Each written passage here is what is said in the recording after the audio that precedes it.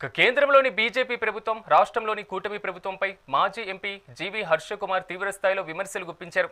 రాజమండ్రిలో జరిగినటువంటి మీడియా సమావేశంలో ఆయన మాట్లాడారు. యూపీఏ ప్రభుత్వం ఎంతో ప్రతిష్టాత్మకంగా తీసుకువచ్చినటువంటి ఉపాధి హామీ పథకం నుండి మహాత్మా గాంధీ పేరుని తొలగించడం దుర్మార్గమైనటువంటి చర్య అని మండిపడ్డారు. దేశాభివృద్ధికి చట్టాలు చేయడం చేతకాని బీజేపీకి ఉన్నటువంటి పథకాల పేర్లను మార్చేటువంటి హక్కు ఎవరిచ్చారని ప్రశ్నించారు.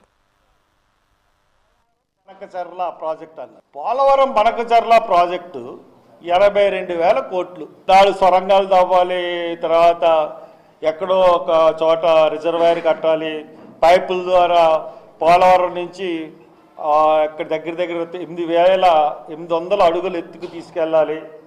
దీనివల్ల బోల్డ్ కరెంట్ అవుతుంది అన్ని చెప్పినా కానీ బనకచర్ల కట్టి తీరుతానన్నాడు. మరి ఎవరు చెప్పారో ఏం చెప్పారో తెలియదు. కానీ అది 82,000 కోట్ల నుంచి ఇప్పుడు పోలవరం నల్లమల సాగర్ అంట 58,000 కోట్లు. అంటే ఆయన ఉద్దేశం ఏంటంటే ప్రాజెక్టులతో కమిషన్ సంపాదించడమే ముఖ్యమైన ధ్యేయంగా చేస్తున్నాడు తప్పితే పిల్లలకి స్కాలర్షిప్లు ఇవ్వాలి, మీ గవర్నమెంట్ వచ్చిన తర్వాత స్కాలర్షిప్స్ ఇవ్వాలన్న బాధ్యత ఆయన పట్టించుకోవట్లేదు. అప్పులు తీసుకొచ్చేస్తున్నాడు.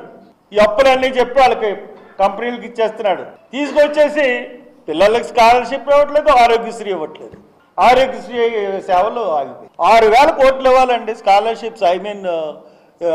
ఇది ఈ బనకచర్ల ఇప్పుడేమో బనకచర్ల వెళ్ళిపోయింది, నల్లమల సాగర్ వచ్చింది. ఈ నల్లమల సాగర్కి కడతానన్నట్టు తెలంగాణ వాళ్ళు పిటిషన్ వేసి మనం చాలా క్లియర్గా చూస్తూ ఉన్నాం తెలంగాణ ఏం జరిగింది. కాళేశ్వరం కూలేశ్వరం అయిపోయింది. కాళేశ్వరం వల్ల ఆశించిన ప్రయోజనం ఒక్కటి కూడా నెరవేరలేదు.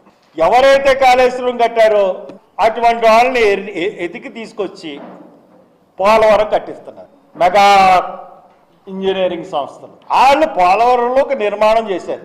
ఏ నిర్మాణం చేశారు?